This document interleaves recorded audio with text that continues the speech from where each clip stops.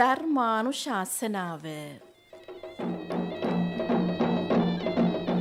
දේශකයන්න් වහන්සේ කඩවත සමාධි මැදුර අනුශාසක ශාස්ත්‍රපති පණ්ඩිත පූජ්‍යපාද පයාගල නන්ද ස්වාමින්ත්‍රයන්න් වහන්සේ. මෙම ධර්මානුශාසනාවේ දායකත්වයේ දරන පින්වතුන් බණ්ඩාරවෙල අඹතැන්නවත්ත දෙවන හරස් පටුමග පදිංචි මල්ලිකා හේවා කපුගේ මහත්මිය. ලෝලුවාගොඩ හපුගහගෙදර ආරලිය පදිංචි මදුරාවති විජේසුන්දර මහත්මිය. කුරුණෑගල පාර පොල්වත්ත පන්නල පදිංචි මංජුල ගුණවර්ධන මහතා. පොල්ගහවෙල පොල්පිටිය මිරිස්සේනවත්ත පදිංචි නිහාල් සමරවික්‍රම මහතා ඇතුළු පිරිස. කුරුණෑගල වැහැර නිශ්ශංකමාවත පදිංචි විමලා සුබසිංහ මහත්මිය. දෙල්ගොඩ උඩුපිල සම්පතහි පදිංචි අනෝමා ප්‍රියන්ති ලියනගේ මහත්මිය. සදහැවතුනි, ගෞරවනීය දේශකයන්න් වහන්සේට දෙහැත්වට්ටියක් පිළිගන්වා ධර්මානුශාසනාවට ආරාධනා කළා පොල්ගහවෙල පොල්පිටිය මිරිස්සේනවත්ත පදිංචි නිහාල් සමරවික්‍රම මහතා.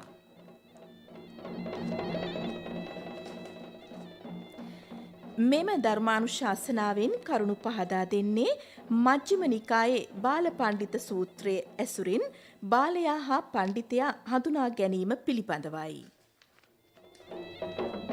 දැන් අපි ධර්ම ශ්‍රවණයට පෙර තිසරණ සහිත පංචශීලයේ සමාදන් වීමට නමස්කාරය කියමු. අවසරයි ස්වාමින් වහන්ස. සාදු සාදු සාදු. නමෝ තස්ස භගවතෝ අරහතෝ සම්මා සම්බුද්දස්ස. නමෝ තස්ස භගවතෝ අරහතෝ සම්මා සම්බුද්දස්ස. නමෝ තස්ස භගවතෝ අරහතෝ සම්මා සම්බුද්දස්ස. බුද්ධං සරණං ගච්ඡාමි. බුද්ධං සරණං ගච්ඡාමි. ධම්මං සරණං ගච්ඡාමි. ධම්මං සරණං ගච්ඡාමි. සංඝං සරණං ගච්ඡාමි. සංඝං සරණං ගච්ඡාමි. ဒ ුතියම්පි බුද්ධං සරණං ගච්ඡාමි. ဒ ුතියම්පි බුද්ධං සරණං ගච්ඡාමි. ဒ ුතියම්පි ධම්මං සරණං ගච්ඡාමි. ဒ ුතියම්පි ධම්මං සරණං ගච්ඡාමි. ဒ ුතියම්පි සංඝං සරණං ගච්ඡාමි. ဒ ුතියම්පි සංඝං සරණං ගච්ඡාමි. තතියම්පි බුද්ධං සරණං ගච්ඡාමි. තතියම්පි බුද්ධං සරණං ගච්ඡාමි. තතියම්පි ධම්මං සරණං ගච්ඡාමි. තතියම්පි ධම්මං සරණං ගච්ඡාමි. තතියම්පි සංඝං සරණං ගච්ඡාමි. තතියම්පි සංඝං සරණං ගච්ඡාමි. සරණාගමනං සම්පුන්නං. ආම බහන්තේ. පානාතිපාතා වේරමණී සික්ඛාපදං සමාදියාමි. පානාතිපාතා වේරමණී සික්ඛාපදං සමාදියාමි. අදින්නාදානා වේරමණී සික්ඛාපදං සමාදියාමි. අදින්නාදානා වේරමණී සික්ඛාපදං සමාදියාමි. කාමේසු මිච්ඡාචාරා වේරමණී සික්ඛාපදං සමාදියාමි. කාමේසු මිච්ඡාචාරා වේරමණී සික්ඛාපදං සමාදියාමි. මුසාවාදා වේරමණී සික්ඛාපදං සමාදියාමි. මුසාවාදා වේරමණී සික්ඛාපදං සමාදියාමි. සුරාමේරය මජ්ජපමා දට්ඨානා වේරමණී සික්ඛාපදං සමාදියාමි.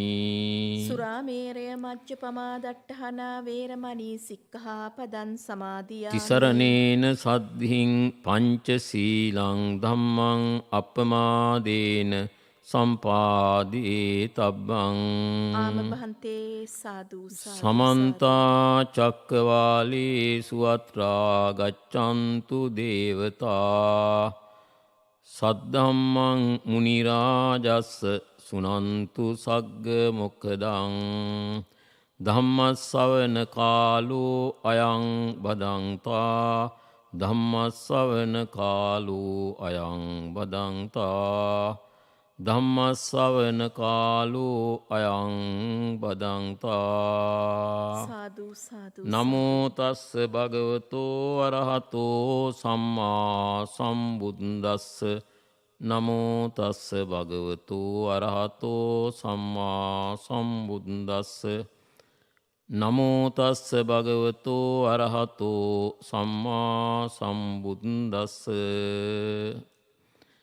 නච්චයාව කම්මං ව්‍යන්ති හෝති යතාව කාලං කරිස්සති තී.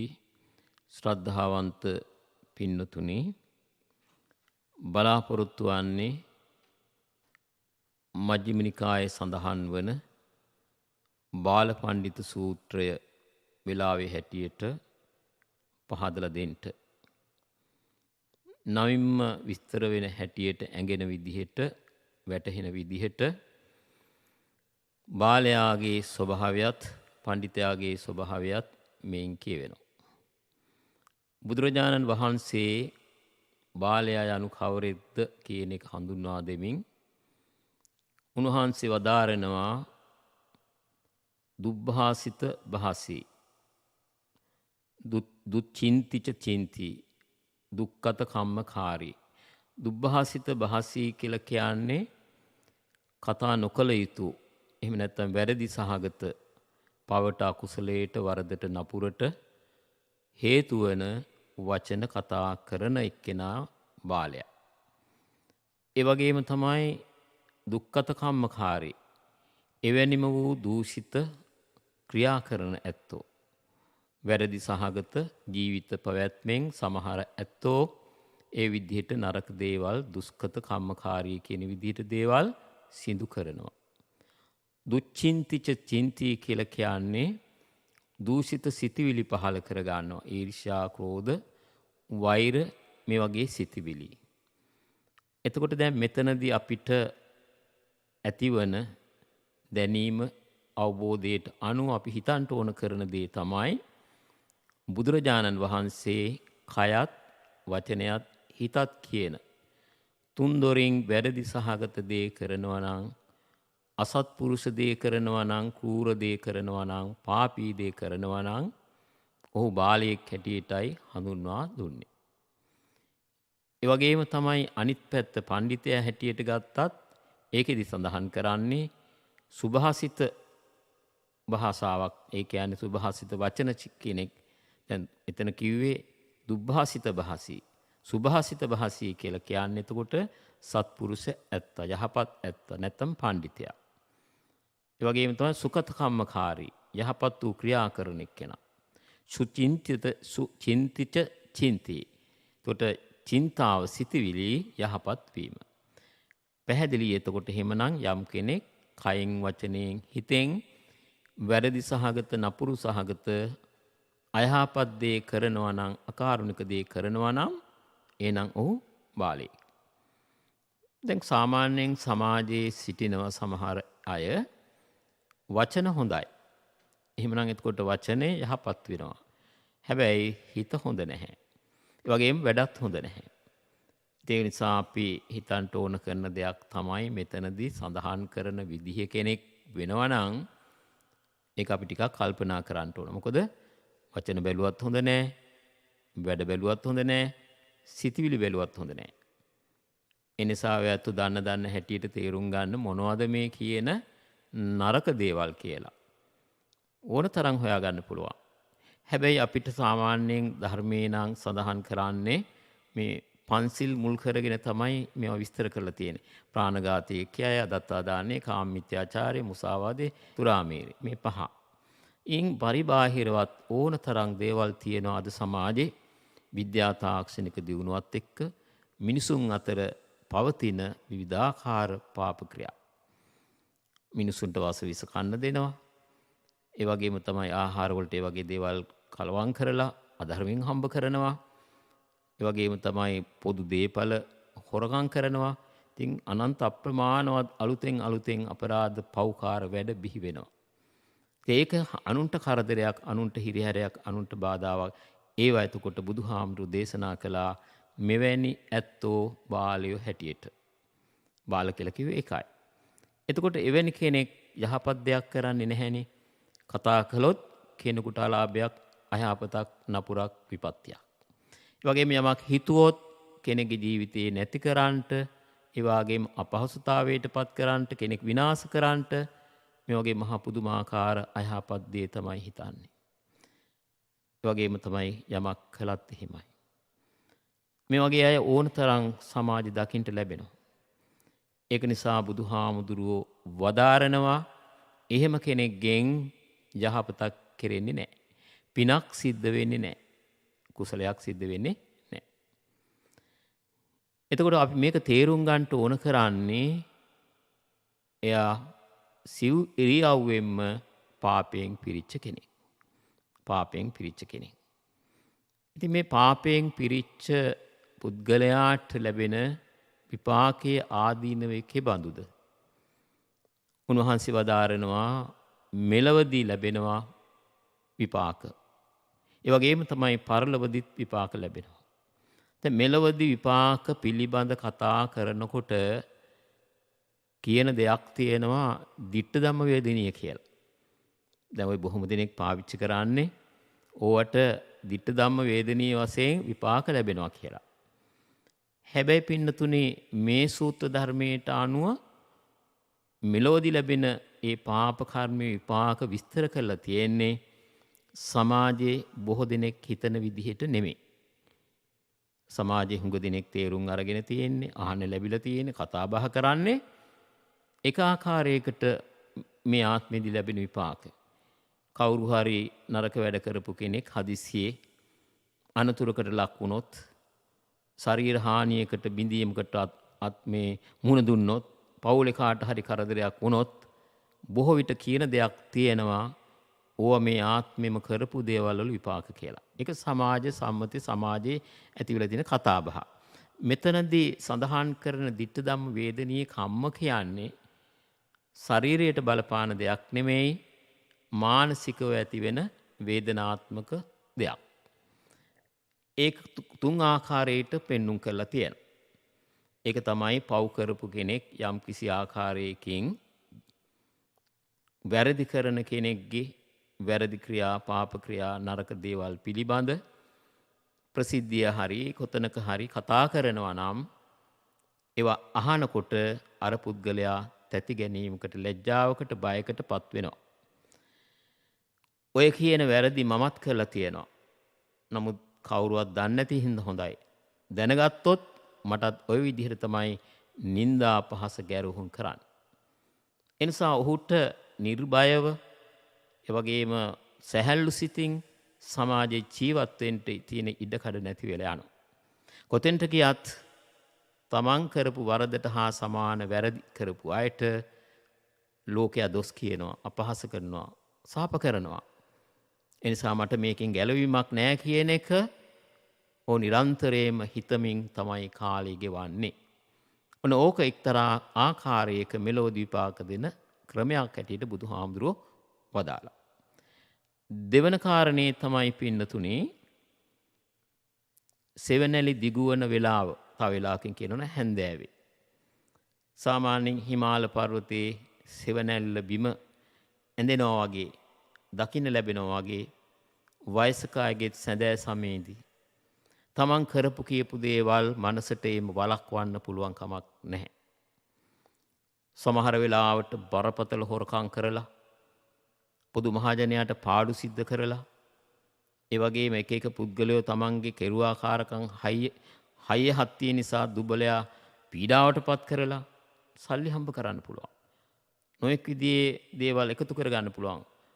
මත්පැන් විකුණලා, සූදුවට මිනිස්සු යොමු කරලා, දුරාචාරයට, දුසිරිතට හැදෙන પરම්පරාව යොමු කරලා නොඑක ආකාරයෙන් මිනිස්සු හම්බ කරනවා. හම්බ කරනකොට මේවා ගැන කල්පනා වෙන්නේ නැහැ. මේවා ගැන හිතෙන්නේ නැහැ. හැබැයි එක වෙලාවක කවදා හරි එක්තැන් වෙච්ච වෙලාවට, මංච පරායන වෙච්ච වෙලාවට, ඇඳට සීමා වෙච්ච වෙලාවට ඔහුට ඔහුගේ හිතට එන සිතිවිලි නවත්තන්න පුළුවන්ද කියන එක මේ බණහන වෙලාවේ හැම දෙනාම තම තමන් හිතන්න. පින්නතුනේ එකපාරටම කෙනෙක් මිය ඇදෙන්න පුළුවන් හදිසි අනතුරකින්. සමහර විට වයසට යනකොට කා තුලත් පහළ වෙන දෙයක් තමයි මරණ බය කියන එක. අවුරුදු 70ක් 80ක් යන්නම ඕනේ නැහැ. 65 පනිනකොට හුඟක් දෙනකොට මරණ සංඥාව ළඟ ළඟ එනවා. ඒ වෙලාවට කල්පනා කරන්නේ එකම දෙයයි මොකක්ද? මගෙන් මොකක්ද මේ ලෝකයට වෙච්ච දේ කියන එක. මම හිත සැනසුවද මම හිත වෙනසුවද කියන එක ප්‍රශ්නාර්ථයක් හැටියට එනවා. පහුගිය සන්ධියේ කොයිඩ් හැදිච්ච වෙලාවේ වුණත් සමහර විට සමහර කෙනෙකුට මරණ බය බොහෝ විට දැනෙන්න ඇති. ඒ වගේ වෙලාවට ඒකාන්ත වශයෙන්ම ජීවිතය ගැන යමක් හිතන්ට ඉඩකඩ ලැබෙන්නත් ඇති. මිනිස්සුන්ට හොඳ නරක හිතන්ට වෙලාවක් නැහැ. පින්පව් ගැන තේරුම් ගන්නට අවස්ථාවක් නැහැ. යහපත අයහපත නිවැරදිව වටහා ගන්න තරම් විවේකයක් අද නැහැ.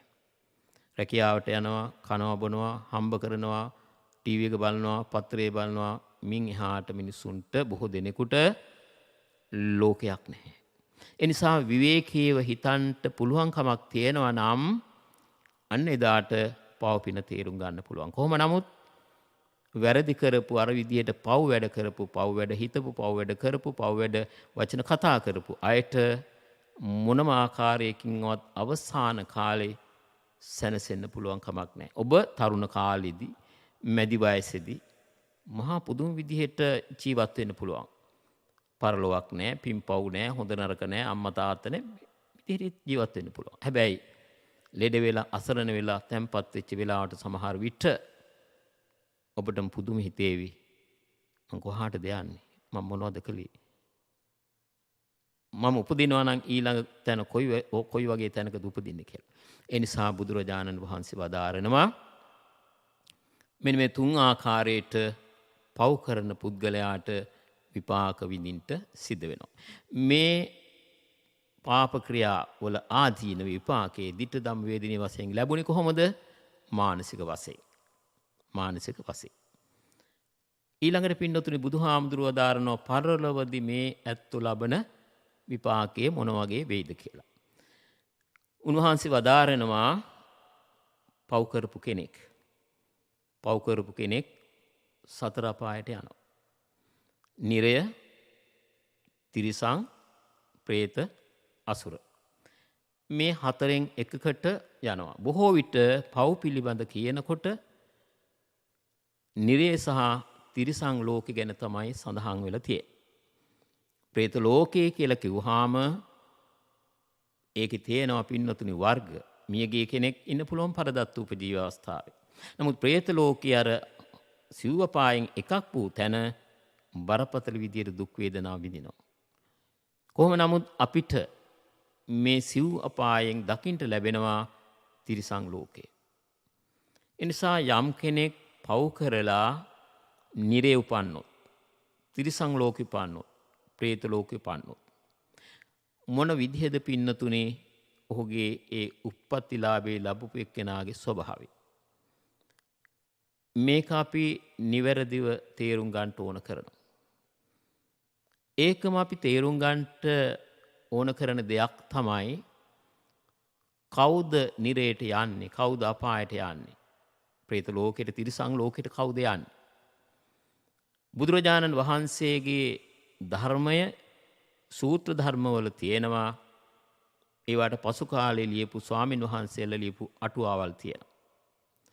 සමාජය තුල ජනප්‍රියත්වයට පත් වෙලා තියෙන්නේ අට කතාවල එන අදහස් උදහස්. සූත්‍ර ධර්මවලට අනුකූලව අපි හිතනවා නම් අපිට පින්නතුනි අපේ හිතේ පහළවන බය සැක නැති කරගන්නට බොහෝ විට පුළුවන්කමක් තියෙනවා.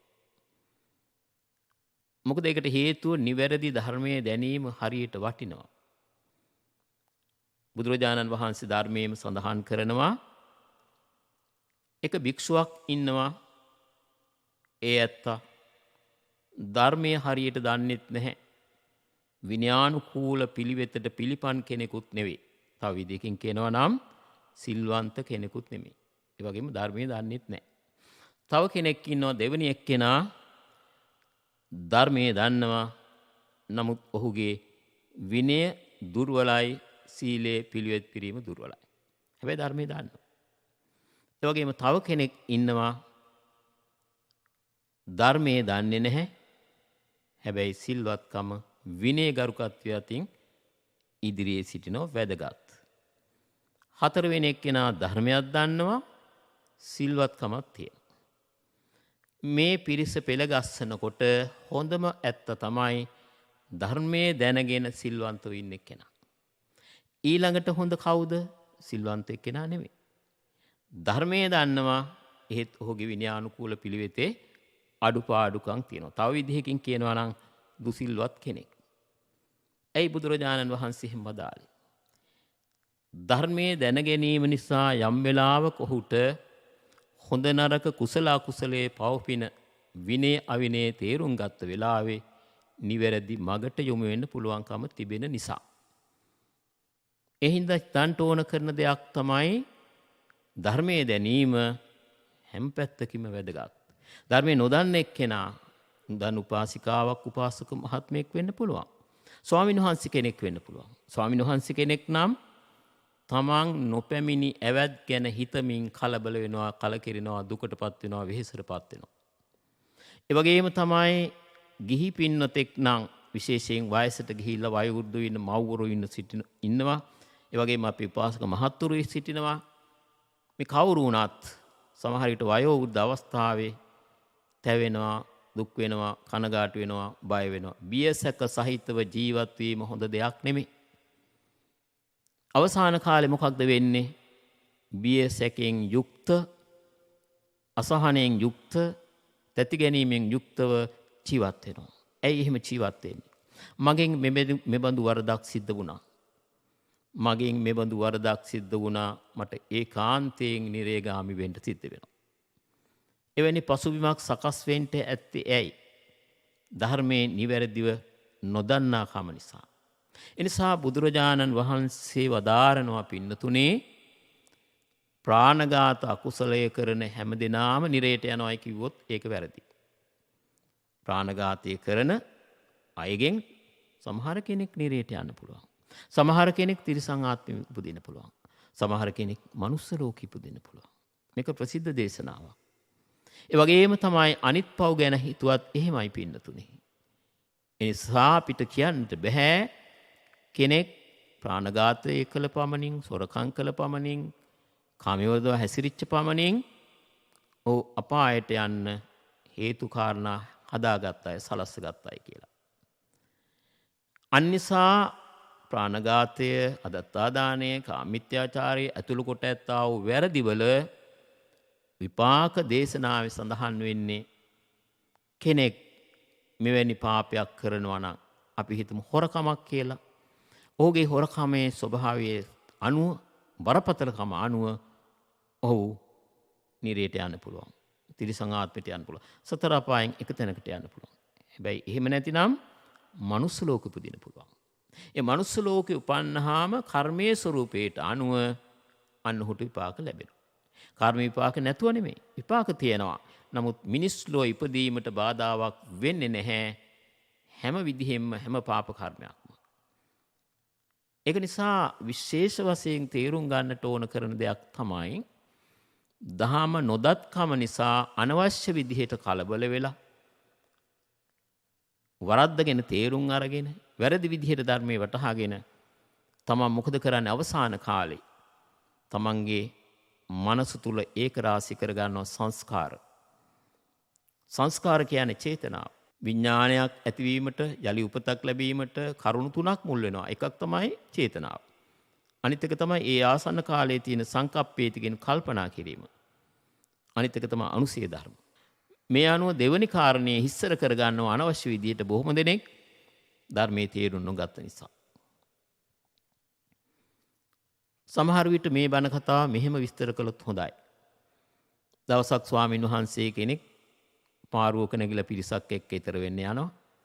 උන්වහන්සේට ගහකින් අත්තක් ගඟට මේ පාත් වෙලා තිබෙනවා දැක්කා. ඒක නිකන් යන ගමන් ඇල්ලුවා. ඇල්ලුවාම කොළ ටිකක් අතට ආවා. කැඩිලා. ඊට පස්සේ උන්වහන්සේ කල්පනා කළා මං කවදාවත් ගහක කොළයක් කඩන තරමකින්වත් ආපත්‍යයකටපත් වෙලා නැහැ. පිරිසිදු ආරක්ෂා කරපු සීලේ දැන් ඉතින් මොකද වුනේ? මගේ සීලය අපිරිසිදුයි. එතන ඉඳලා උන්වහන්සේ බොහොම පශ්චාත්තාපයටපත් වුණා. තැවෙන්න පටන් ගත්ත. පසුතැවිලි වුණා. නමුත් පින්නතුනි තාම සුළු වරදක් ඒක. ඇවැද්දසාගෙන ස්වාමීන් වහන්සේ කෙනෙක් එක්ක ඒක පවිත්‍රත්වයටපත් වෙන්න පුළුවන්. ඒ වෙලෙම අමතක වෙලා යනවා. අමතක කරන්න පුළුවන්. භාගදා උන්වහන්සේ නිතර කල්පනා කරලා ජීවිත අවසානයේ දක්වා බණ පොතේ කියන විදිහට නිරියට ඒ ඇත්ත ගියා. එතකොට එවැනි තත්වයකටපත් වුනේ පින්නතුනේ කුමක් නිසාද? අර වරද නිසාද? එහෙම හිතුවොත් එහෙම ධර්මයේ වරදව තේරුම් ගත්ත කෙනෙක් වෙනවා. ගහක කොළයක් කැඩුවා කියලා නිරේට යනවා නම්, പ്രേත ලෝකෙට යනවා නම්, අවීචයට යනවා නම් මොනතරම් බරපතලද පින්නතුනි අපි මේ කියන ධර්මයේ මොනතරම් වැරදි සහගත වෙනවද? එහෙම නැත්නම් ජීවත් වෙන්න බෑ නෙමෙයි. සුළු වරදටත් අපි හුඟක් වෙලාවට නොකර ඉන්නට ඕන. ඒක තමයි භික්ෂුන් වහන්සේට අවවාද කරලා තියෙන්නේ.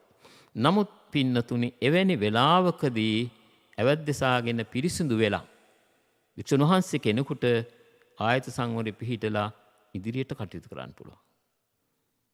එහෙනම් හොඳට තේරුම් ගන්නට අපෙන් කෙරෙන වැරදි පිළිබඳ, කරපු වැරදි පිළිබඳ, පව් පිළිබඳ, අතපසුවීම් පිළිබඳ ධර්මානුකූලව තේරුම් අරගෙන හිත සහනයට පත් කර ගන්න ඕන.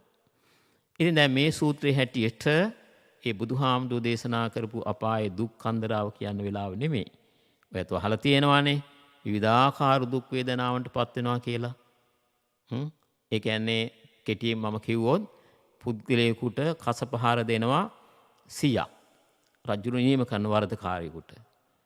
ඒ වෙලාවේදී මොකද කරන්නේ? එහෙම කසපහාර දුන්නාට පස්සේ උදේ කාලේ 100ක් දෙනවා. දවල් අහන රජුරෝ තාමත් ඔහු ඉන්නවා. තාමත් ඉන්නවා. තාම මැරිලා නැහැ. එහෙනම් දවල්ටත් 100ක් දෙන්න.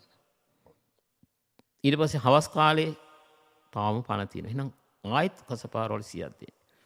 එක කසපහාරක් තමයි කෙනෙකුට විඳින්න අමාරු. එහෙමනම් කසපහාර 100ක් ගැන දවසට 300ක් ලැබුණොත් කොච්චර වේදනාවක්ද? මේන් පෙන්වන්නේ බුදුහාමුදුරුවෝ මේ උපමා කතාවෙන් පෙන්වන්නේ ඒසා දුක්ඛදායි තැනක් තමයි නිරය කියන එක. නිරය කියන එක. ඔයිට වඩා නොඑක් ආකාරයෙන් මේ දුක්ඛදායි తත්වය බුදුහාමුදුරුවන් වහන්සේගේ ධර්මයේ පෙන්වලා තියෙනවා. ඒක එහෙමයි. ඉතින් ඒ තරම් දුක්ඛදායි තත්වයකටපත් වෙන නිරය, නරකාදිය, නැත්තම් සැප නැති තැන, නැත්තම් දුකෙන්ම පිරිච්ච තැන කවදද එතනින් එතර වෙන්නේ? කවදද එතනින් අයින් වෙන්නේ? ඒක දවසක් කියන්න බෑ. අනේ නිසා තමයි පින් මම සඳහන් කළේ පින්නතුනි මුලින්ම යාව කම්මං ව්‍යන්ති හෝති. කර්මයේ යම්තාක් අවසන් නොවේද? తాවකාලං කරිස්සති. తాවකාලං න කරිස්සති. ඒ දක්වා කලුරිය කරන්නේ නැහැ. එතකොට දැන් නිරේ ඉන්න අයට එක ආත්මයක් නෙමෙයි. ආත්ම කීයක්ද? කර්මයේ අවසන් වනතුරු. කර්මයේ යම්තාක් දුරද ඒ දක්වාම ඒ පැහි දුක් වේදනා විඳින්න ඕන. ආත්ම එකක්ද, ආත්ම දෙකක්ද, ආත්ම තුනක්ද? එහෙම නෙමෙයි. ඒකේ ප්‍රමාණයක් කියන්න බෑ. ඒ වගේම තමයි පින්නතුනේ තිරිසං ආත්ම ගැන. තිරිසං ආත්ම ගැන බුදුහාමුදුරුවෝ දාරනවා කෙනෙක් පව් කරලා තනකොළ කන තනකොළ බුදින සතුන් අතර ඉපදෙනවා. කවුද තනකොළ කන? කොටලෝ ඉන්නවා, අශ්වය ඉන්නවා, හරක් ඉන්නවා. මේ සත්වෝ එතකොට තනකොළ කන සත්තු. ඒ අයට කිට්ටු වෙනවා, ඒ අයට එකතු වෙනවා පව් කරපු එක්කෙනා.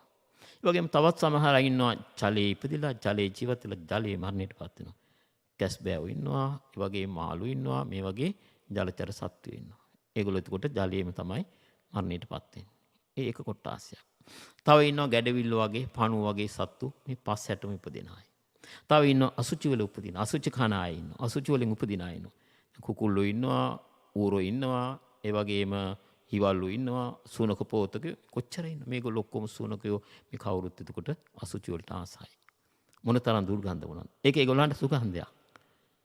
ඉතින් ඒ වගේම තමයි ගවරවල, බොහොම අසුචි වලින් පිරිච්ච ජරාව තියෙන තැන්වල පණුව වගේ උපදින. ඉතින් ඒ නිසා බුදුහාමුදුරුවෝ වදාරනවා සත්ත්ව ලෝකය විසිතුරුයි, විචිත්‍රයි, විවිධයි. ඒ තරම් අමුතුම ලෝකයක් සත්ත්ව ලෝකයේ. දැන් ඒ නිසා අපිට ඇහැට පේනවානේ මොනතරම් සත්තු ඉන්නවද පින්නතුනි වනාන්තරේ. මොනතරම් සත්තු ඉන්නවද? බොහෝ වෙලාවට කෙනෙකුට පේන්නේ ගෙදර ඇති කරන සුරතල් බලු පෙටිය විතරයි. හැබැයි හැමෝම තිරච්ඡානයෝනේ. තිරිසන් සත්තු.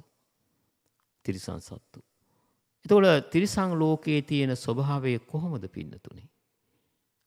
අපායේ ස්වභාවය වගේමයි, නිරේ ස්වභාවය වගේමයි තිරිසන් ලෝකයේ ස්වභාවය. තිරිසන් ලෝකයේ යම් කෙනෙක් උපත ලැබුවොත් ඔහුගේ අවසානය කියන්නේ ඒ තිරිසන් ලෝකයෙන් ගොඩ ඒම අපිට නම නියම කරන්න බෑ අහවල් දවසේ කියලා. අහවල් දවසේ කියලා නම නියම කරන්න පුළුවන් කමක් නැහැ. කවදද ගොඩ එන්නේ? අවසන් වෙන්නේ යාව කම්මං ව්‍යන්ති හෝති. යම් දවසක කර්මයේ අවසන් වෙනවා නම් අන්න එදාට තමයි තිරිසන් ආත්මයෙන් ගොඩ වෙන්නේ. එනිසා බුදුරජාණන් වහන්සේ වදාලා තිරිසන් ලෝකයේ තියෙන දුක මෙච්චරයි කියලා කියන්න බෑ. තිරිසන් ලෝකයේ තියෙන දුක මෙච්චරයි කියලා කියන්න බෑ. ඇයි පින්නතුනේ තිරිසන් සතෙකුට එගොඩ වෙන්න බැරි, මනුස්ස ලෝකෙට එන්න බැරි, සුගතියට යන්න බැරි? උන්වහන්සේ වදාරනවා නේව ධම්මචර්යා අත්තචර්යා සමචර්යා. තිරිසන් ලෝකෙ පින්නතුනේ දැහැමි හැසිරීමක් නැහැ. යහපත් කල්ක්‍රියාවක් නැහැ. ඒ වගේම සමචර්යාවක් නැහැ. කොටිම කියනවා නම් පින් පව් කියලා දෙයක් තිරිසන් ලෝකේ නැහැ. තිරිසන් සතුන් අතර නැහැ. තිරිසන් සතුන් අතර තියෙන අඤ්ඤමඤ්ඤ කාදිකා ඕනෝන් කා කොටා ගැනීම පමණයි. එහෙමනම් තිරිසන් සත්වයේකට පින්නතුනේ ඒ ආත්ම භාවයේදී මොන විදිහකින්වත් කුසලයක් පිනක් ස්පර්ශ වෙන්නේ නැහැ. ගොඩ දා ගන්න පුළුවන් කමකුත් නැහැ. සමහර වෙලාවට කෙනෙක් පින් දෙන්න පුළුවන්. පින් දුන්නට පින් ගන්නේ කොහොමද? මේ தત્ත්වයේ පින්නතුනි අසඤ්ඤතලයේ ඉන්න දේව කොට්ටාසේ හා සමානයි. ඒ කියන්නේ දැන් බ්‍රහ්ම ලෝකේ ගත්තත්, දිව්‍ය ලෝක ගත්තත් ඒ ඇත්තන්ගේ යම් ආකාරයක ආයු ප්‍රමාණයක් තියෙනවා. සමහර දෙවිවරු චුත වෙනවා අතරමඟදී. ඒ වගේම තමයි බ්‍රහ්ම ලෝකෙන් උනත් චුත වෙලා සමහර විට මනුස්ස ලෝක උපදිනවා. සමහරලාට දුර්ගත ස්ථානයක උපදින්න පුළුවන්. ඒකයි සංසාරේ ස්වභාවය. හැබැයි අසඤ්ඤතලයේ ඉන්න සත්වයින්ට කර්ම ශක්තිය අවසන් වනතුරුම ඒ ස්ථානයේ ඉන්නට ඕන. ඉන් මෙහා එගොඩ වෙන්න බෑ. ඊතර වෙන්න බෑ. ජීවිතේ එතනින් අවසන් වෙන්නේ නැහැ. අන්න ඒ වගේ තමයි පින්නතුනේ තිරිසන් ආත්මේ ඉන්න තිරිසන් සතෙකුට වුණත් තමාගේ කර්ම ශක්තිය අවසන් වුණාට පස්සේ තමයි එතනින් ඊතර වෙන්න පුළුවන්. හැබැයි බුදුහාමුදුරුවෝ බාලපඬිත සූත්‍රයේ සඳහන් කරනවා ඒකත් හරියට කියන්න බැරි තරම් කියලා. ඒ නිසා මේ නිමිති කරගෙන බුදුහාමුදුරුවෝ වදාරනවා මෙහෙම ධර්මයක්. භික්ෂුන් වහන්සේලාට බුදුහාමුදුරුවෝ වදාරනවා මහණෙනි තිරිසන් ලෝකයේ තියෙන දුක මෙපමණයි කියලා කියන්න බෑ. තිරිසන් ආත්මෙ පන්නහම ආත්ම 100,000 ගාණක් මෙරි ඒ තිරිසන් ලෝකෙම උපදිනවා. ඇයි ඒ? ධර්මචර්යාවක් නැති නිසා. කුසල් කරන්න බැරි නිසා, පින් කරන්න බැරි නිසා, කිසිම ආකාරයක කුසලයක් පිනක් ඒ සතාට ස්පර්ශ නොවන නිසා. මේ ගැන ඔයත්තන්ට ගැටලුවක් තියෙනවා නම් මජ්ක්‍ධිම නිකායේ බාලපඬිත් සූත්‍රය කියවන්න. එහෙම නැතුව එක එක අදහස් ඔස්සේ කතා කරන්න එපා. තිරිසන් සත්තුන්ට ආදරේ වුණාට මොනවද කරන්නේ? සංසාරේ තේරුම් ගන්න. සසර හරි භයානකයි. හැබැයි භයානකයි කියන්නේ මේ බණ අහලා ඉවර වෙනකොට ඔන්න ඔයත්තන්ට පැහැදිලි වෙයි ඇයි සසර භයානකයි කියන්නේ. ඉතින් එහෙම තිරිසන් ආත්මයට වැටිච්ච කෙනෙක් පින්නතුනේ එගොඩ වෙන්නේ නැහැ, ඊතර වෙන්නේ නැහැ ලීසියකින්. අර භික්ෂුන් වහන්සේලාට බුදුහාමුදුරුවෝ වදාරනවා. එතකොට බුදුරජාණන් වහන්සේ එහෙම වදාරනකොට භික්ෂුන් වහන්සේලා අහන ස්වාමීනි පුළුවන් කමක් ඇත්තෙම නැද්ද ඊතර වෙන්න? ඒ වෙලාවේ තමයි පින්නතුනේ අර කන කැස්පෑ වියසඳුරින් බලනකොට අමාරුවෙන් බලනවා වගේ. ඒ කියන්නේ ලෑල්ලක් දැම්මහම මහා සාගරයට ඒකේ සිඳුරක් ඇති වෙනවා. මහා සාගරේ දැම්මහම කොහේ යනවද කියලා කවුද දන්නේ? ඒ අතරතුර අර සාගර පත්ලේ ඉන්න කන කැස්පෑවා ඒ සිඳුර අතරින් තමයි අහස බලනවා කියන්නේ. විය හැකිද? භික්ෂුන් වහන්සේලා කියනවා කලාතුරකින් වෙන්න පුළුවන්. මහන්නේ එහෙම වුණත් අර තිරිසන් ලෝකේ ඉන්න තිරිසනෙක්, අර නිරේ ඉන්න නිරිසතෙක්, අර പ്രേත ලෝකේ ඉන්න දුක් විඳින සතෙක්, මේ අපාගත වෙච්ච දුගතිය ඉන්න කෙනෙක් මනුස්ස ලෝකෙ ඉපදෙනවායි කියන එක ඊටාම කලාතුරකින් සිද්ධ වෙන්නේ. එහෙම උපන්නත් පින්නතුනේ කුමක්ද වෙන්නේ? ඒ උපන්න සත්වයාගේ ස්වභාවය කොහොමද? ඒ සත්වයාගේ ස්වභාවය පෙන්නනවා පින්නතුනේ. ඒ අය පහත් කුලයේ උපදිනවා. ඒ වගේ විරූපී ශරීර ලබනවා. ලෙඩ රෝග බහුලයි. කන්න බොන්න හරියට නැහැ. දුක්ඛ දුරාචීවී ජීවිත ගත කරන අය දිහා බලන්න පින්නතුනේ. ඒ අය කවදාවත් කුසලයක් කරනවද? මලක් පහනක් පූජා කරනවද? ඕන තරම් අපි දැකලා තියෙනවා දුගී මගී යාචක ආදී. කවදාවත් අත් දෙක එකතු කරලා වඳින බවක් පේන්නේ නැහැ. මොකක්ද ඊළඟට වෙන්නේ? එහෙම ඉපදිලා එහෙම දුක් විඳලා දුකේම ඉඳලා පින්නතුනි නැවතත් දුසිරිත කරලා නැවතත් අපාගත වෙනවා. ඒ නිසා තේරුම් ගන්නට මේ සංසාරේ බයයි කියන්නේ භයානකයි කියන්නේ බියකරුයි කියන්නේ අන් කිසිවක් නිසා නෙමෙයි. කෙනෙක් පව් කරලා දුගතියට ගියොත් ඒ දුගතියට ගියේ සීමාව එතන පෙන්වන්න බෑ. ඊටත් වඩා භයානකයි මනුස්ස ලෝකේ ಜಾති බදිර, ಜಾති අන්ධ, ඒ වගේම ಜಾති උපත්තියම කොරෙක් වෙලා, පිළිවෙක් වෙලා, ඒ වගේම පුදුමාකාර දුක්ඛ ජීවිත ගත කරන අය පේනවනේ, දැකලා තියෙනවනේ. සාමාන්‍යයෙන් සමහර අය ඉන්නවා Tamanට එලි වෙනවා, රෑ වෙනවා විතරයි දන්නේ. නැගිට ගන්න බෑ. කවුරු හරි කටට දාන්න ඕන. මල මුත්‍ර පහ කරනවා. ඒව සුද්ධ කරන්න කෙනෙක් ඉන්න ඕන.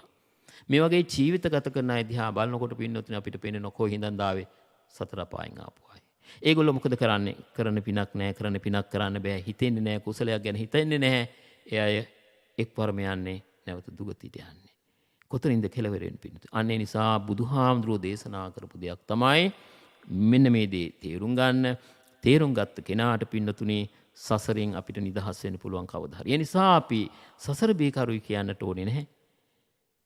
ඒක දැනුම් තේරුම් ඇති කරගෙන කියන්නට ඕන. මොකද්ද සසර බේකරුයි කියන්නේ? යම් විදියකින් අපාගත වුණොත් ඒක කෙලවරක් කරන්න පුළුවන් කමක් නැහැ. දවස් 10න් 15න් විදෙන්න පුළුවන් කමක් නැහැ පින්නතුනේ මේ බාලපඬිත සූත්‍රයට අනුව.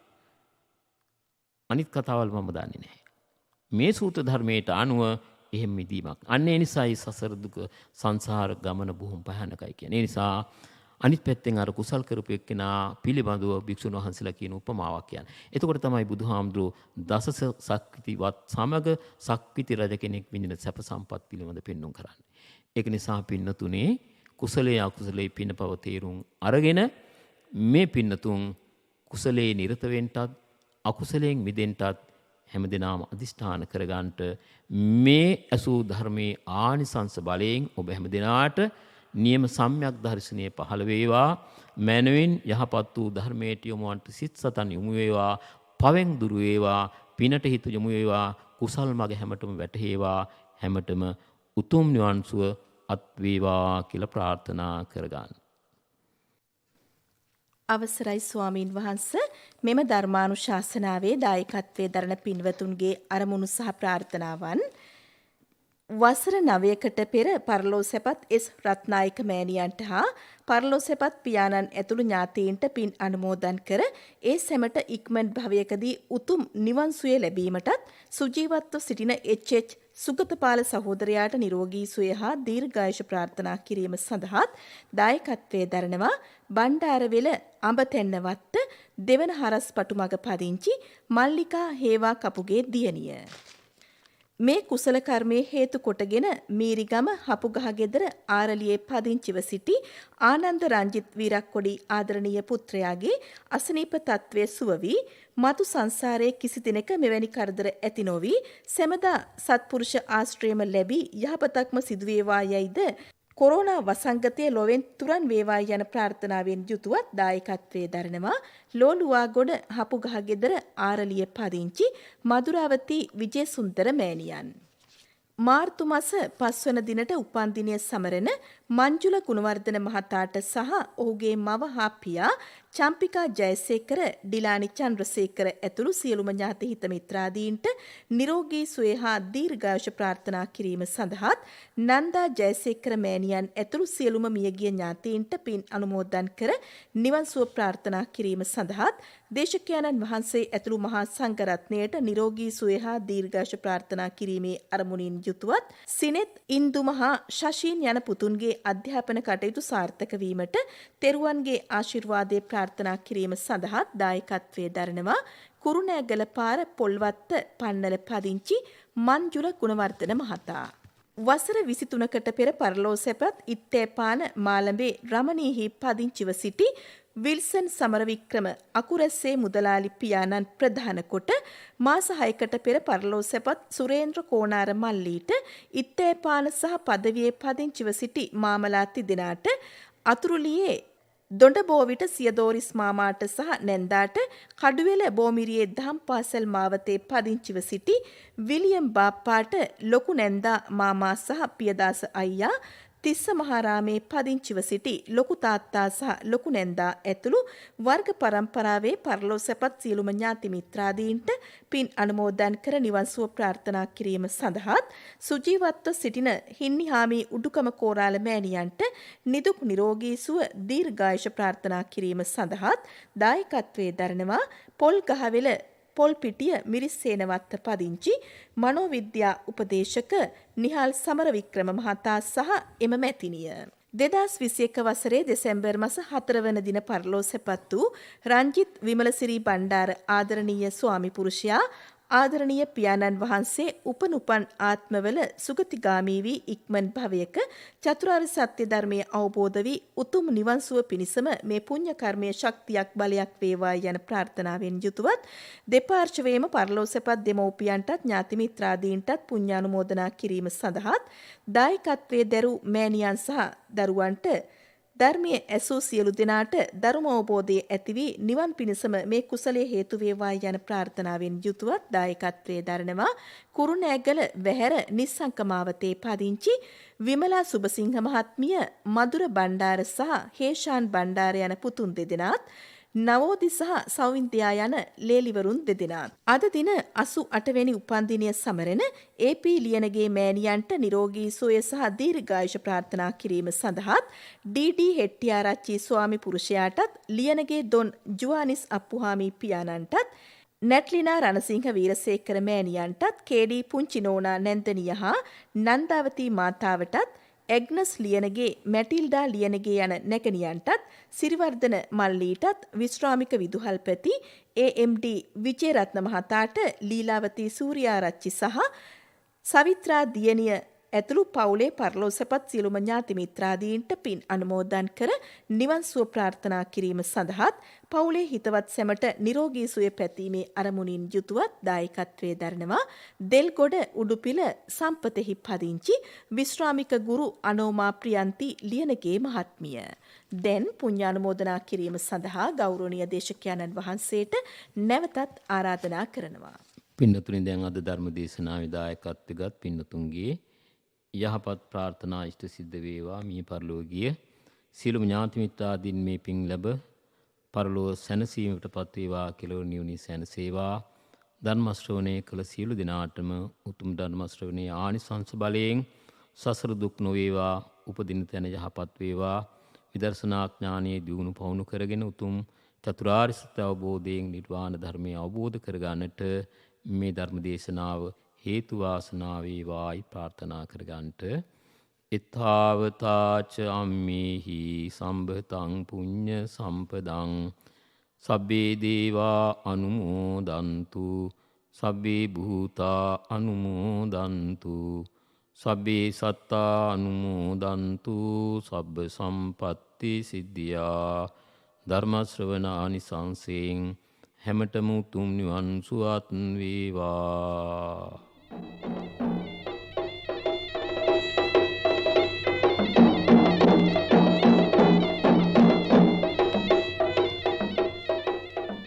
සාදු සාදු සාදු. සැදැහැවතුනි ඔබ සවන් දුන් එම ධර්මානුශාසනාව පැවැත් වූ දේශකයාණන් වහන්සේ කඩවත සමාධි මැදුර අනුශාසක ශාස්ත්‍රපති පණ්ඩිත පූජ්‍යපාද පයාගල නන්ද ස්වාමීන්ද්‍රයන්න් වහන්සේ.